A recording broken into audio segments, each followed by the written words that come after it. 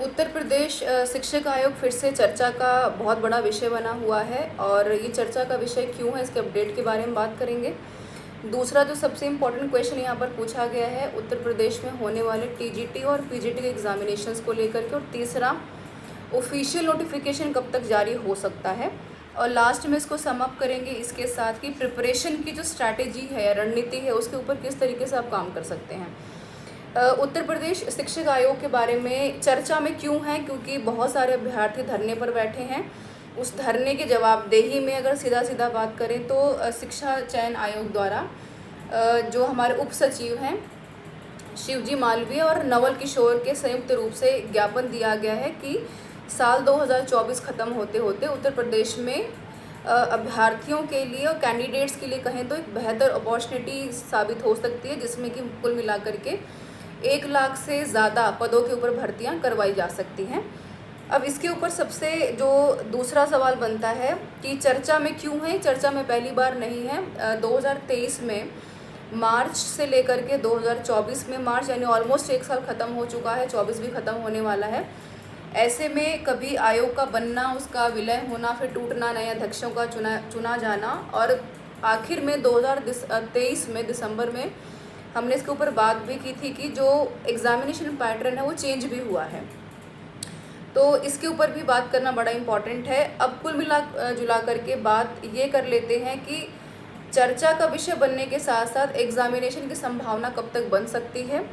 तो 2024 में अगर एग्ज़ामिनेशन का नोटिफिकेशन रिलीज़ किया जाता है तो 25 से पहले उत्तर प्रदेश में किसी भी प्रकार के शिक्षक संबंधित पेपर को करवाना और उससे जुड़े हुए कार्यों को करवाना संभवतः मुश्किल है, यानी 2025 का साल भी इसमें जाने वाला है।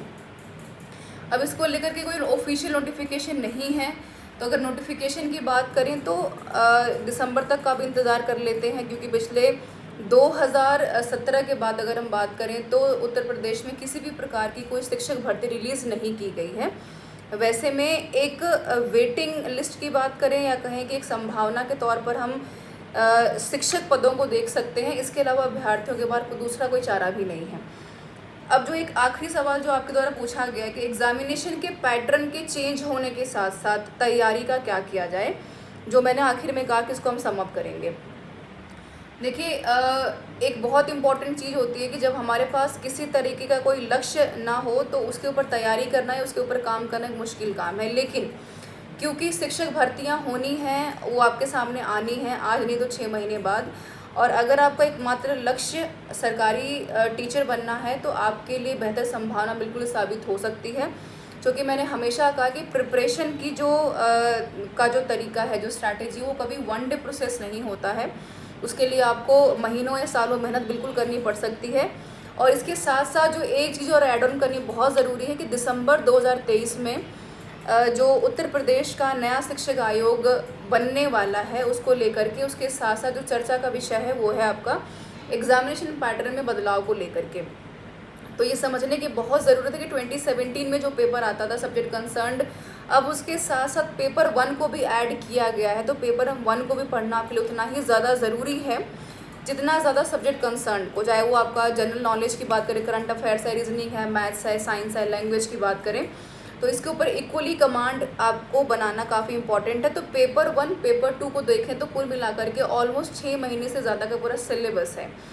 पेपर के अगर हम डिमांड की बात करें तो धीरे धीरे जिस तरीके से शिक्षकों का रुझान शिक्षक बनने की तरफ बढ़ता जा रहा है, बिल्कुल वैसे ही शिक्षक आयोगों द्वारा पेपर के पैटर्न को टफ करने का जो एक रवैया वो देखने को मिला है। चाहे 2023 में हम EMRS की बात करें, चाहे केंद्रीय विद्यालय की बात करें, तो इसमें जो सबसे इम्पॉर्टेंट बात है कि केवल किताबी ज्ञान से काम नहीं चलेगा। इसके साथ साथ आपको देश दुनिया में क्या हो रहा है, आपके आसपास चीज़ें कैसे काम कर रही हैं, इंटरव्यूज़ में कैसे आपको प्रिटेंड करना है, कैसे आपको वहाँ पर प्रेजेंट करना है खुद को, काफ़ी इम्पॉर्टेंट है।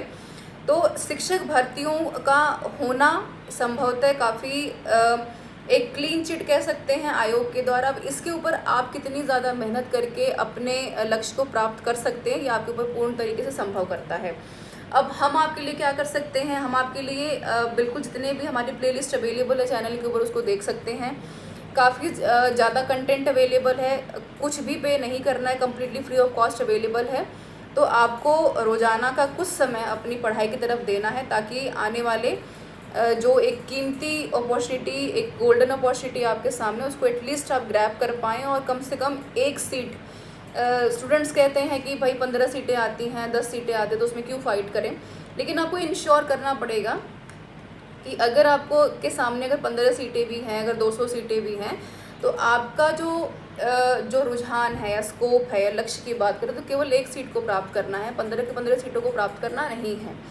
तो काफ़ी पॉजिटिव होकर काम करने की ज़रूरत है, और यही एकमात्र तरीका है आपको जो है अपनी सरकारी नौकरी जो बिल्कुल दिला सकता है। This is all about this session everyone, all the best from our side.